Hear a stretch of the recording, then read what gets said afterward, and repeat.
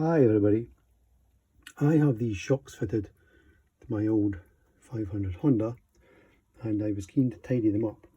So I've tidied up the one on the right hand side, stripped it down, cleaned it all up, painted the interior parts. I'm keen now to do the one on the right hand side. And it's a bit of a fiddle, these Hagon shocks, because as you can see it's a progressive spring. The coils are wound tighter at the bottom and the damper rod is protected by a sleeve.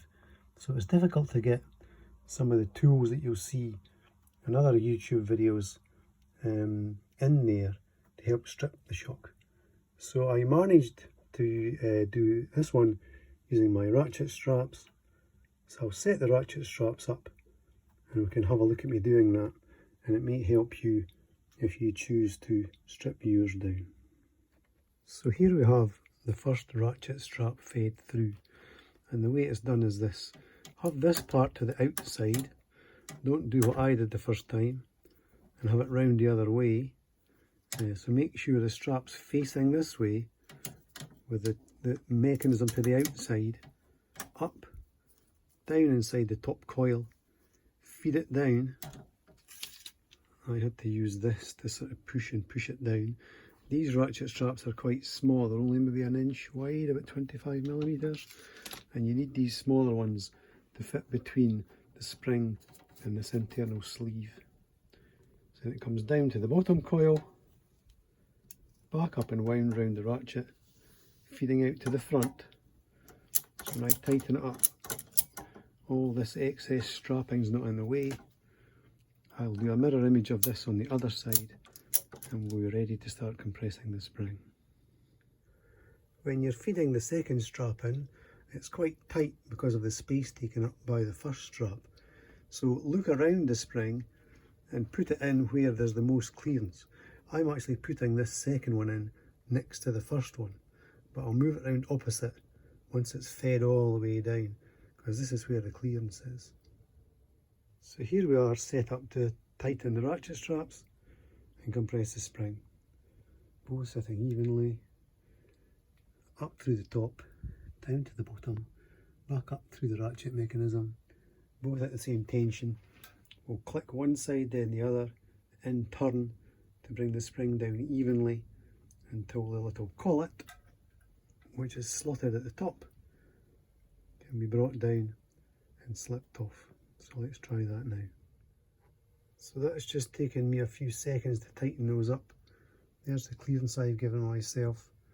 Now this looks pretty dangerous to me, so I suggest you don't lean over the top of the shock or point it towards a window, just in case something does go bang. Yeah, so let's protect ourselves and our property. I'm now gonna, let me just try this. Yeah, there's a buffer, sort of rubber buffer underneath there. So I need to push that down with a screwdriver and that'll let me move this off and then slide up this plastic sleeve which extends down about halfway inside the shock. So that's that collet removed. Now there's no subtle way to do this, just to release the tension and the ratchets, bang.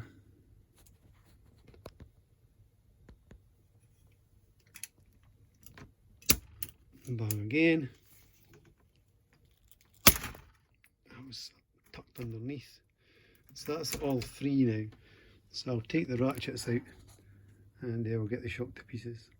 So here we can see the spring. Still with the ratchets on, I've decided to leave them on because I'll have to put them back on to compress the spring.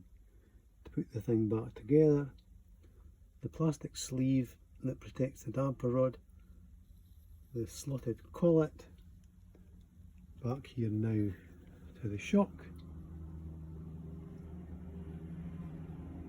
and all I need to do now is remove this ring. That'll let me remove the adjuster and then the whole thing will be ready for painting. Now the way I'm going to remove this ring here, if I reach down, I've got a large adjustable spanner. This is rough. Got a large adjustable spanner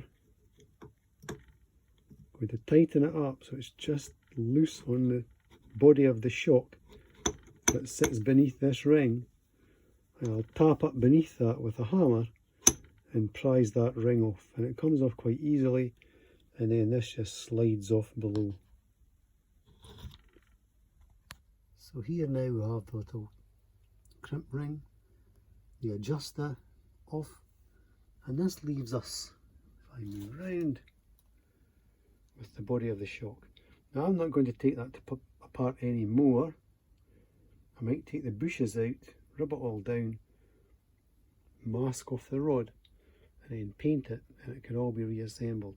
Now I planned to video the reassembly, but when I did the last one, it's just so simple. It's just a straight replacement of all the things that came off in reverse sequence.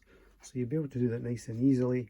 Compress the spring evenly so it stays straight before you start, and it takes 5 minutes. So I hope you've not enjoyed this video, but found it informative if you have a similar shock and you decide to take it to pieces. So thanks for watching. Just one final addition.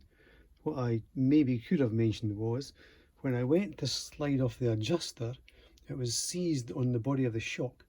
Now, having taken the first one off, I knew it just needed tapped up.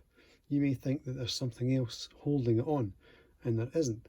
So I just had to put my big adjustable on again and hit it from beneath with a hammer, and it tapped up quite readily actually. And a few false starts and slid up and off. But the clearances are quite fine, and if it's dirty in there, it may seize on. So look out for that.